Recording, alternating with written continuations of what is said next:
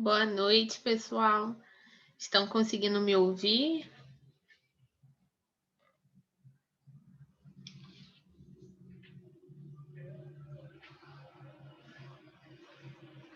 Hoje nós vamos então para mais uma aula, ainda finalizando a pirâmide do aprendizado. Para quem não me conhece, eu sou Yasmin, sou terapeuta ocupacional e hoje mais uma aulinha aí para finalizar essa pirâmide. Na semana que vem a gente já consegue finalizar para dar seguimento às outras aulas que eu mandei o calendário lá no grupo. Quem entrou depois, quem não teve acesso a esse calendário, pode me mandar uma mensagem que eu envio. Vou pedir para vocês permanecerem com as câmeras desligadas, porque a aula está sendo gravada, e deixo para no final vocês ligarem o áudio e a gente conversar um pouco, tirar as dúvidas, tá bom? Então, hoje nós vamos para mais uma parte dessa pirâmide, que é o desenvolvimento da percepção motora. Então, nós vamos falar sobre cada um desses itens em verde, sobre ajuste postural, sistema motor ocular, coordenação olho-mão, funções de atenção e concentração, percepção visoespacial e habilidades linguísticas e visuais. E na semana que vem a gente finaliza falando da cognição. Bom, primeiro nós precisamos saber o que é esse desenvolvimento da percepção motora. O termo perceptivo motor é adotado quando há necessidade de obter informações perceptivas do ambiente para realizar um movimento com eficácia. Então, o desenvolvimento, perceptivo motor vai acontecer quando há organização de novas informações somadas às informações já existentes, para que o movimento aconteça de forma eficaz. Então, sempre temos essas informações que vão vir do ambiente e que precisam ser processadas para que a gente tenha um movimento eficaz. E agora, falando um pouquinho sobre o controle postural. Bom, o controle postural, ele vai envolver tanto a orientação postural quanto o equilíbrio. Ele vai ter esses dois principais. A orientação postural é a habilidade de manter a relação apropriada entre os segmentos corporais e o ambiente. Então, como que o nosso corpo está em relação ao ambiente? E, já o equilíbrio postural, vai se referir à habilidade de manter essa posição do nosso corpo de forma correta. Então, precisamos observar como essas crianças estão sentando, principalmente para fazer as atividades, para se alimentar, se elas estão com o corpo todo jogado, como que está esse corpo em relação ao ambiente em que ela está, onde ela está sentada ou onde ela está em pé, ou até mesmo onde ela está em movimento. E como que está essa postura dessa criança? Ela está mantendo o equilíbrio do corpo dela? Ela está conseguindo manter o corpo dela equilibrado naquela posição e recebendo todos os estímulos ambientais? É bem legal para avaliar esse controle postural da criança no balanço. Como que essa criança vai sentar no balanço, se ela vai conseguir manter a sua postura e esse equilíbrio, se ela vai conseguir equilibrar o corpo dela de acordo com o movimento que o balanço está fazendo.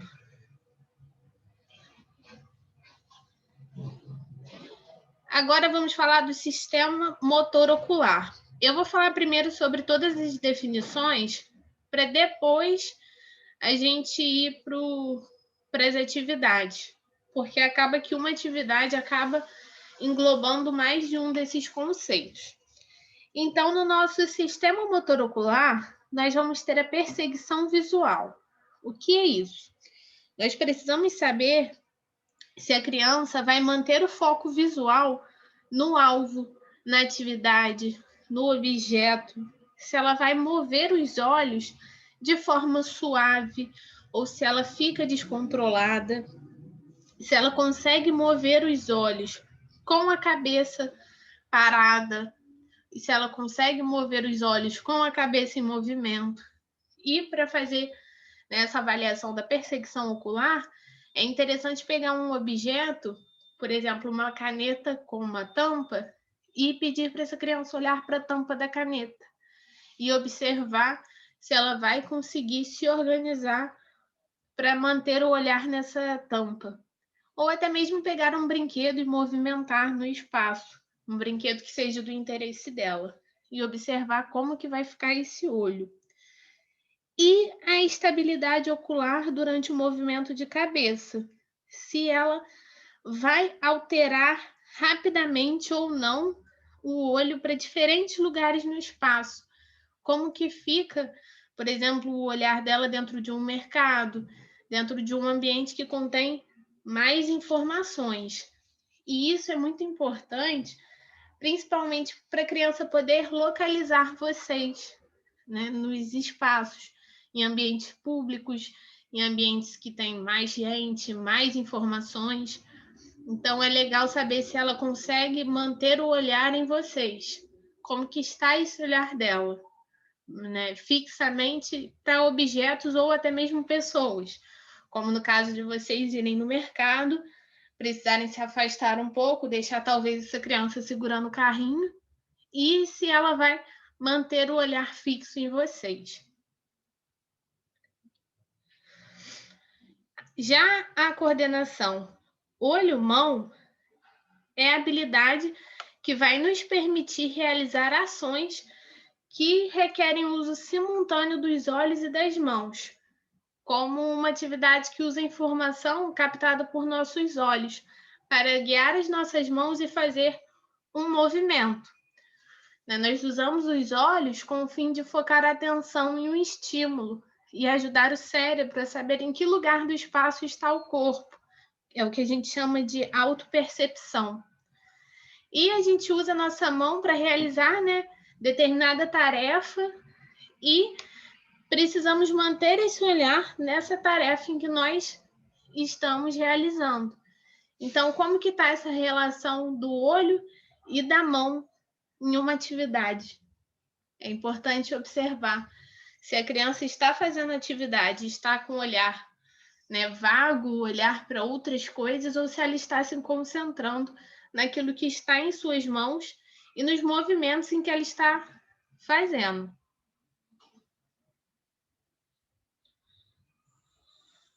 Já a atenção e a concentração. É importante saber a distinção desses dois, saber o que é um e o que é outro, que às vezes a gente acaba confundindo. A concentração vai ser a capacidade de manter o foco naquilo que você está fazendo.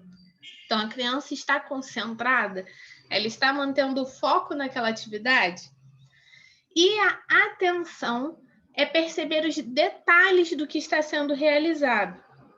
Então, o que ela está realizando ali naquela atividade? Ela está colocando as letras do alfabeto em ordem? Ela está mantendo a concentração? Ela está com foco nessa atividade? Ou ela está só colocando as letrinhas ali e olhando para outros lugares, cantando uma música e se dispersando com a música? E ela está percebendo os detalhes? Ela está colocando aquelas letras uma do lado da outra? Está colocando as letras na posição correta? Alguma ficou de cabeça para baixo?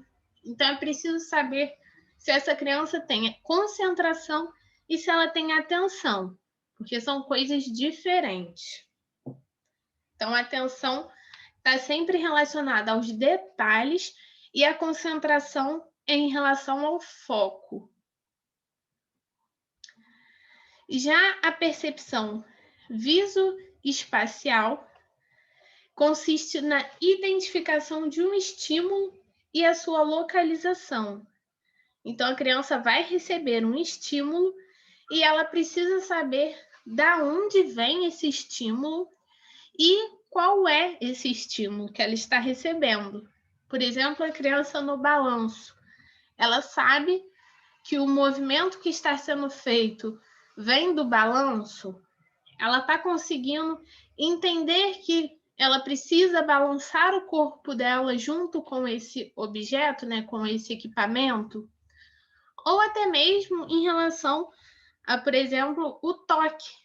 Você faz um carinho na criança e como ela está recebendo esse carinho seu? Ela sabe aonde está sendo feito, né? Por exemplo, nas costas. Ela sabe qual é a sensação que esse estímulo está trazendo para ela. Então, é em relação ao estímulo e à localização. As habilidades linguísticas que vão incluir o escutar, o falar, o ler e o escrever, que são as 4 habilidades básicas que nos permitem agir socialmente no uso da língua. São essas as habilidades que as pessoas desenvolvem ao se relacionarem e se comunicarem umas com as outras. Então, essas todas são habilidades linguísticas. O escrever e o ler também está incluso, porque envolve nessa fala, esse entendimento das letras, né, o escutar, o perceber o que a outra pessoa está falando, o falar, como que ela está se comunicando. Hoje em dia a gente usa bastante a leitura e a escrita para nos comunicarmos, principalmente nesse momento de pandemia. Então, precisamos avaliar como que está essa habilidade linguística dessa criança dentro dessas 4 habilidades. E as habilidades visuais? A criança precisa analisar e dar sentido a tudo aquilo que os olhos dela vão captar. As habilidades visuais, principalmente na criança, a gente precisa observar se essa criança está distinguindo as cores, se ela tem esses entendimentos. O desenvolvimento dessas habilidades visuais estão relacionadas com o olho e o cérebro. Então, o nosso olho vai enxergar e o nosso cérebro vai processar essa informação. E para a gente, no nosso dia a dia, é muito natural, que a gente nem percebe como é complexo tudo isso, Interpretar, analisar e dar sentido a tudo aquilo que o nosso olho vai captar. A gente consegue enxergar bem, A gente consegue enxergar com nitidez quais são as cores que talvez vão incomodar, não só a gente, mas a criança, a luz, ou ela vai preferir a falta da luz. Então, precisamos ver como essa criança está em relação a essas habilidades visuais. Se ela está recebendo esses estímulos visuais do ambiente e se ela está conseguindo processar todos esses estímulos. E aqui estão algumas dicas de atividades, que vão incluir tudo isso que a gente falou. A coordenação olho-mão, principalmente nessas atividades em que a criança vai ter que pegar a bolinha, a letrinha, a tampa de garrafa e colocar em determinado lugar específico. Então, ela está precisando usar a mão e o olho, ela precisa olhar para o que ela está fazendo. Então, ela precisa ter uma atenção e uma concentração boa. Então, todas essas definições, elas acabam estando interligadas quando fazemos uma atividade. A criança precisa estar com isso tudo alinhado para que ela consiga executar bem, o objetivo da atividade. Aí temos mais algumas dicas de atividades. E são bem simples, né, com o uso do papel, do palito, da tampinha. Essa tampinha aí usada pode ser, né, de qualquer tipo de garrafa. E é importante que vocês usem a criatividade com os materiais que possuem em casa. Não precisa ser nada muito elaborado, mas é preciso estimular essas crianças para além do ambiente terapêutico. Até porque essa criança permanece muito mais tempo em casa. Então, ela precisa desses estímulos, né? É bom sempre quando fizer uma atividade com a criança, ou em casa, ou no ambiente clínico, fazer as anotações. Pega todas essas definições que eu dei até agora, né, dessa pirâmide, e vai anotando como que essa criança está em cada uma dessas habilidades. Que aí você consegue ver em qual que ela está apresentando dificuldade para que você possa trabalhar melhor em cima delas. Então, hoje eu queria apresentar mais essas definições para vocês, com algumas dessas atividades. São atividades bem simples, que dá para fazer em casa.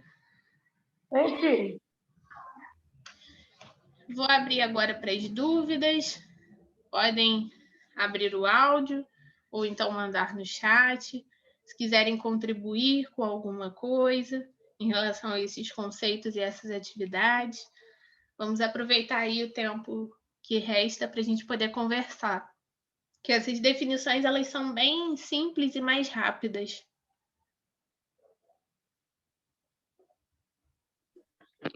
Oi, Yasmin, boa noite. Boa noite. Então,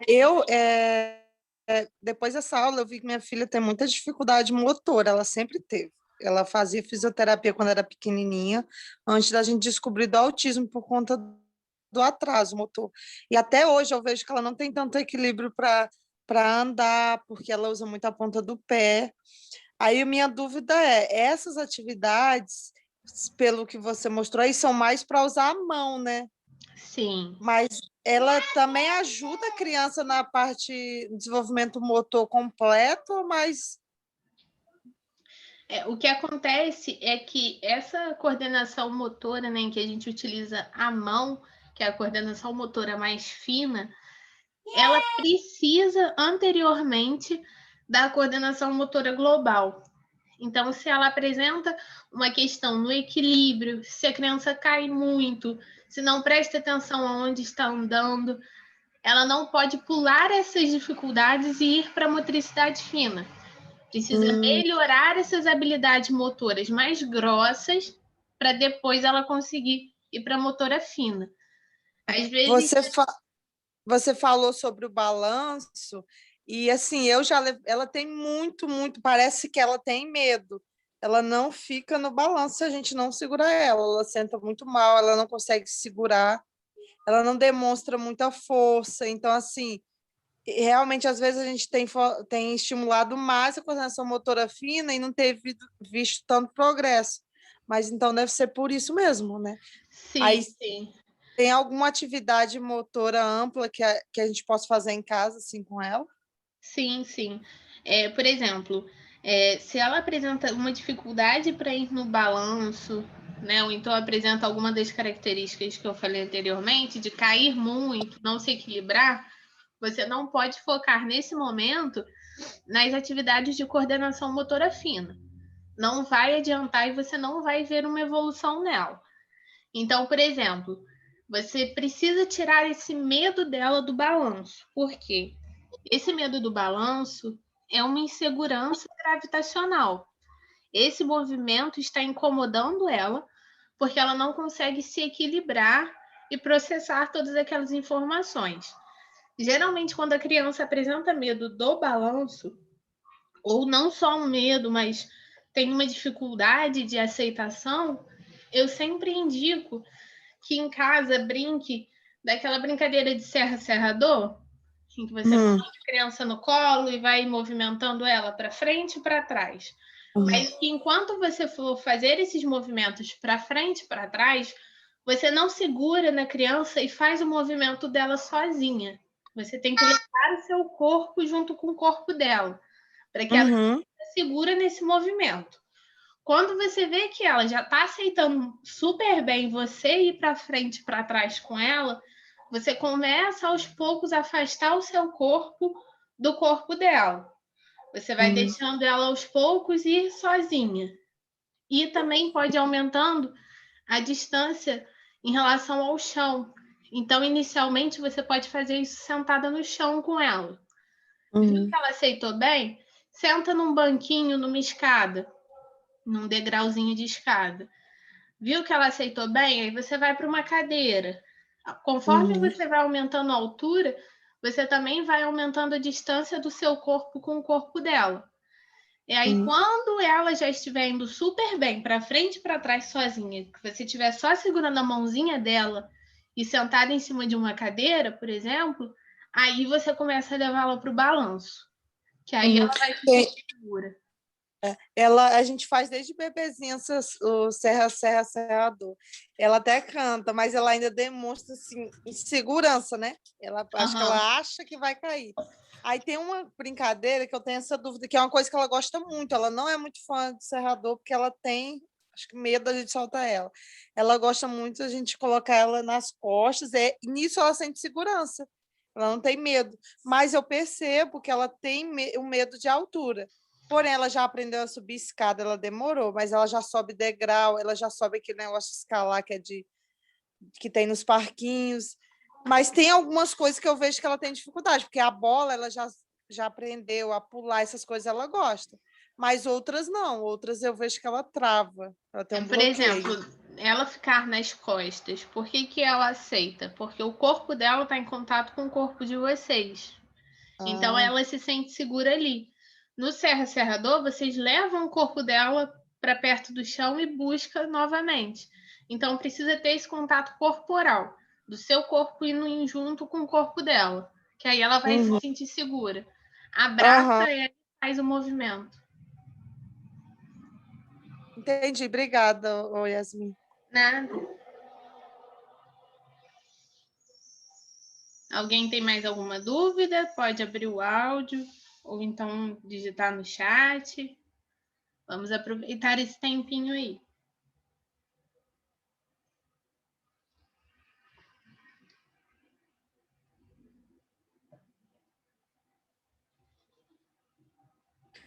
Oi, Yasmin, eu vou perguntar de novo.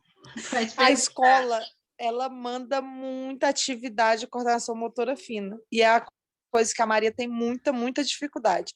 Quando estava na aula lá na escola, lá trabalhava muito a coordenação motora ampla, porque a Maria brincava no parquinho, eles faziam muita atividade lá fora, né, na área do recreio. Só que em casa a gente não tem nem o tempo, nem a disponibilidade que a professora para fazer essas atividades, né? Porque já tem aquela sobrecarga toda da escola, né? Que tem que fazer todas as atividades com a gente. Antes era só uma. Então, assim, além da aula, além de tudo mais. Então, eu não sei se a escola poderia, em vez de mandar tanta atividade de correção motora fina, mandar alguma, né? Poderia eles mandar alguma coisa que não seja só uma, porque eles fazem assim uma vez na semana, tem a educação física que faz o circuito. Mas a Maria tem muita dificuldade no circuito. Muita mesmo. Eu não sei nem o que eu faço, porque ela não gosta de fazer. Se eu não segurar na mão dela e fizer junto com ela, ela não faz. Começa a fazer circuitos com ela em casa, fora do dia da educação física. E começa a observar quais são os movimentos que ela, por exemplo, que ela gosta, que chama a atenção dela. E inclui nesse circuito. Que aí ela vai se interessar mais. Eu ia te perguntar, porque ela, desde pequenininha, ela é muito musical. Então, assim, tudo que a gente faz com música, ela tem mais movimento do que se for sem fazer. Por exemplo, ela pula, ela dança, porque tem a música. Então, a gente pode utilizar a música para trabalhar com coordenação motora ampla? Com certeza. Tudo que for ajudar a chamar a atenção dela para essa atividade, você pode usar. O que Eu for ia te perguntar você usa. a última coisa. Como a gente está sem terapeuta ocupacional aqui na nossa cidade, tem um ano que ela não está mais aqui, só está em Friburgo, então a Maria está sem esse acompanhamento, né? E isso piorou muito a questão dela total. Antes, com e sem, tá totalmente outra criança. Eu queria saber com você se a gente pode deixar ela com fisioterapeuta até ter a oportunidade de fazer TO. Se isso ajuda, né? Essa que é a minha dúvida. Não, não vai ajudar, não. Não vai mudar nada. Não, é muito diferente, né? E vai ser até difícil você conseguir, por exemplo, uma indicação de fisioterapeuta que atenda nesse estilo que você quer, porque o fisioterapeuta ele não vai fazer nenhuma dessas atividades. Não faz, né? Não. Isso, geralmente, o que se aproxima mais, que talvez seja interessante, que vai trabalhar só essa parte, né? Principalmente essa parte motora dela, é a psicomotricista. A gente também não tem aqui. Como está na pandemia, eu sempre fiz muita terapia com ela em Friburgo. Agora a gente tem, com medo do vírus, a gente tem ficado só com o que temos e fazendo as coisas online, né? Por isso que a gente precisa muito dessa ajuda que você está dando em casa, né? A gente vai criando um conhecimento para colocar em prática com ela. Sim. Porque é muito difícil. Eu senti uma grande diferença. Sem terapeuta ocupacional, a criança autista é outra. Ajuda bastante. E nesse momento, né, que ela tá sem, é importante que você faça essas atividades em casa. Vai olhando essa pirâmide, essas definições que eu tô dando, e vai buscando, né, ver quais são as atividades que eu passei, tenta olhar e reproduzir mais ou menos, que aí vai te ajudar um pouco nesse período, porque a fisioterapia não vai auxiliar nessa parte. Não vai, né? Então tá, obrigada, Yasmin. Nada. Temos uma pergunta aqui no chat da Jordana. Meu filho tem dificuldade em segurar a tesoura. Como trabalhar isso com ele? Primeiro, né, antes da criança segurar na tesoura, a gente precisa observar se essa criança segurou o giz, se ela segurou o lápis, porque a tesoura já é, além do segurar, é um movimento mais complexo. Então, a gente precisa avaliar como que foi esse segurar da criança com o giz, com o pincel, com o lápis. E, inicialmente, você pode comprar as tesouras, aquelas que são mais adaptadas, que facilitam para a criança aprenda a colocar os dedinhos e apertar. Depois eu posso até enviar no grupo qual é essa tesoura. Tem essa tesoura adaptada, que facilita. E é importante que você também reproduza o movimento para que ele consiga ver. Então, ele precisa olhar para esse movimento para que ele consiga reproduzir. Então, você faz na frente dele e também pega a tesoura, coloca o dedinho dele e faz o movimento junto com ele. E antes de ir para o papel, comece com a massinha, que é molinha, que vai chamar mais atenção, porque o papel é muito fininho e acaba sendo mais difícil para a criança conseguir coordenar os movimentos ali para recortar.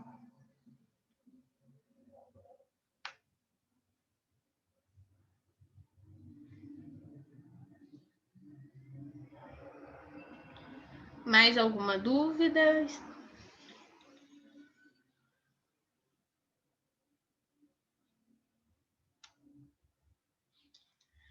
A Michelle está falando que comprou um adaptador de lápis e se existe alguma técnica para usar. O adaptador de lápis depende de qual é esse adaptador. Tem alguns tipos e depende de qual que seja. Mas o adaptador não tem muito segredo. É colocar no lápis, ensinar a criança de acordo com o adaptador aonde ela deve colocar os dedos e inicialmente você pode segurar junto com ele para que ele aprenda a fazer o movimento correto e consiga fazer sozinho. Mas depende muito do tipo do adaptador. Mas não tem muito segredo, não. É só colocar no lápis e ensinar a criança a colocar o dedinho ali. Oi, Yasmin. Eu lembrei, falando da questão da tesoura e do lápis, ano passado a minha filha estava sendo acompanhada por uma psicopedagoga que me ajudou bastante. Ela também não tinha essa coordenação, não segurava de jeito nenhum. Aí o que a gente, durante essa terapia, a gente percebeu que ela tinha essa dificuldade por ser muito fininho o lápis comum. Aí o que a gente fez? Uma adaptação nos lápis.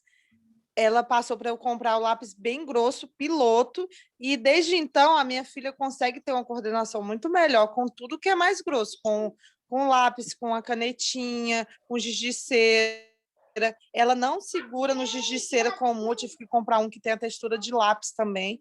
Achei uns bem grandes da Faber-Castell e ajudou ela demais. Até esse ano ela continua usando o mesmo lápis que eu consegui adaptar. Porque ela me fez uma observação, que eu vou tirar até essa dúvida com você, que se eu começar do maior para o menor, ela vai adquirindo aos poucos essa coordenação. Sim, sim. Geralmente, quando eu vejo que a criança tem muita dificuldade para segurar no lápis, eu faço algumas adaptações com esse lápis, porque geralmente o que preenche a mãozinha dela toda, ela vai conseguir segurar melhor. Então, geralmente, eu faço até com aquele macarrão de piscina, eu recorto ele, faço um buraco, coloco o lápis ali dentro.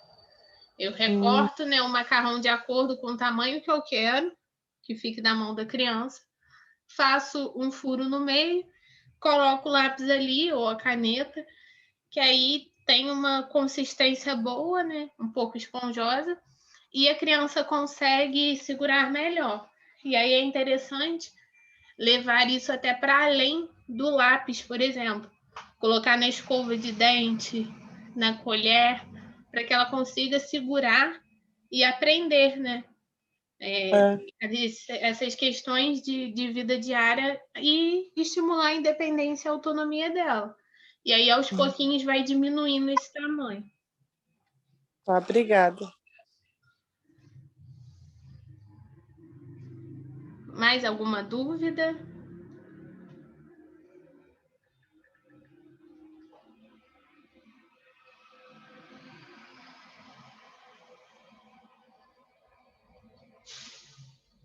Podemos encerrar, então.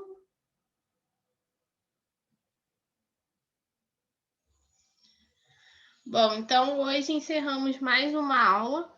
Semana que vem a gente finaliza a pirâmide e depois nós vamos ter a aula do desfraude e das crises. E vocês podem me enviar sugestões de temas. Já estou fazendo o calendário do mês que vem, então qualquer coisa é só enviar lá no grupo a sugestão. E qualquer dúvida que tenha ficado, qualquer coisa que vocês queiram perguntar, é só mandar lá no grupo ou no privado que a gente vai conversando. Então, até semana que vem. E depois eu envio para vocês o link dessa aula. Boa noite.